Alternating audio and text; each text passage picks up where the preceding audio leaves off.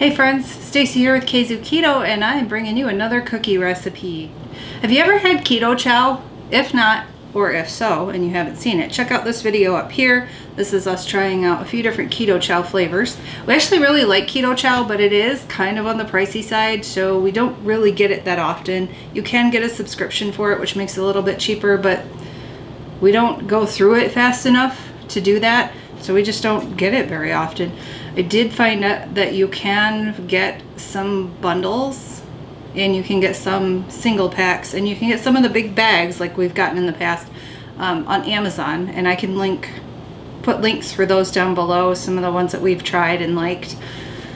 It is a little more expensive on Amazon than it is on the Keto Chow website, and I believe that is because they factor in the cost of shipping and all that for it. But hey, let's get to this recipe. So for this, we're going to need some keto-friendly sprinkles, eggs, salt, Keto Chow cookies and cream, almond flour, keto sweetener, baking powder, butter, arrowroot powder, baking soda, and vanilla. Alright, we start with 1 cup of butter and 1 1/4 cups of keto-friendly sweetener. We use Keto. We're going to cream this together, and what I did was I put my butter in the microwave for a little bit to get it softened, but if you prepare in advance like I did not, you can let it sit on the counter until it gets to room temperature. Okay, that was quick and easy. Next we're going to put in 2 eggs and 2 teaspoons of vanilla extract and mix it again.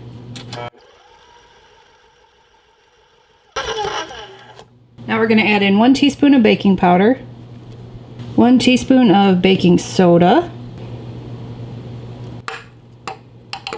and 2 teaspoons of arrowroot powder, half a teaspoon of pink salt. And since I didn't pre-combine the dry ingredients, I'm going to mix these up a bit. And while this is going to be going on low, I'm going to slowly mix in the almond flour.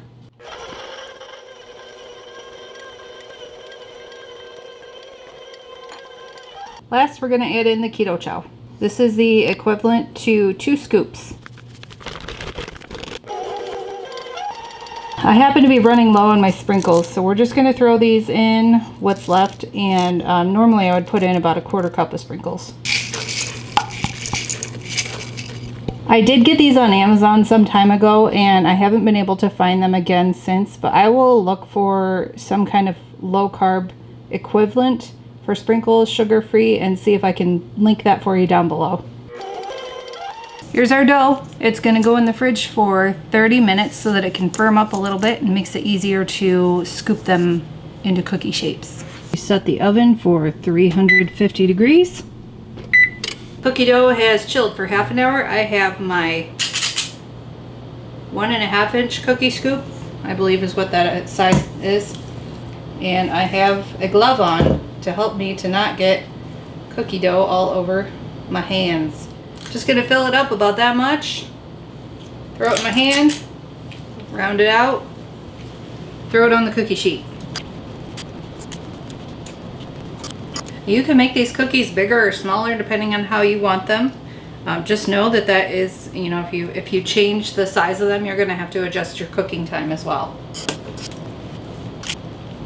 I'm just going to flatten them just a bit so they don't roll anywhere when I put them in or take them out.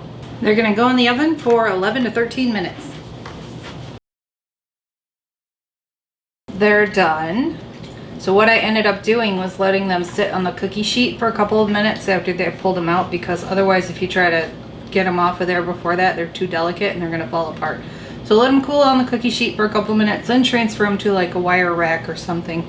And let them cool completely before you eat them, because otherwise, like I said, they're going to be too delicate. When they're cooled, they're kind of like crisp on the outside. Get a little snap, not too much of a snap, but the inside is pretty chewy. It does remind me more of a sugar cookie than anything else. It reminds me of those confetti cookies. That's because it's got sprinkles in it. Right. That's what I'm saying. Reminds me of those confetti cookies. The sprinkles are good. You make with the confetti cake mix or whatever, I don't know. My Oh daughters used yeah, the confetti cake mix. Morgan used to love that. Yeah.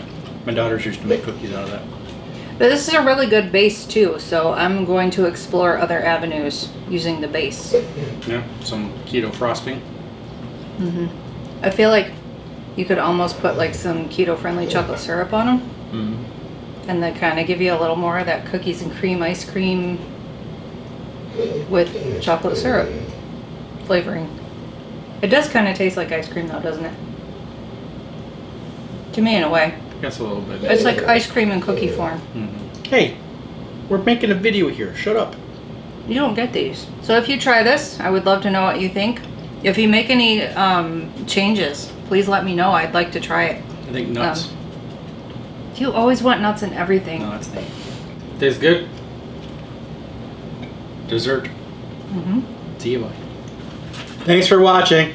Thanks for subscribing. And we'll see you guys in the next video. Bye! Really?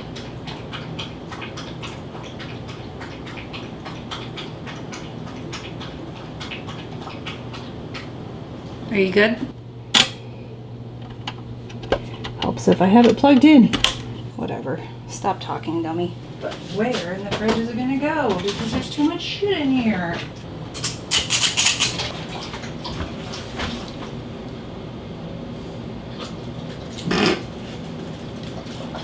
It's always such a lovely visual when it's just... You've already had second dinner. Yeah, now you're on the third dinner, fatty. She even got out in the lake. We body shame our dogs all the time. Thank you for... If you're not subscribed, please feel free. Suck at that every time.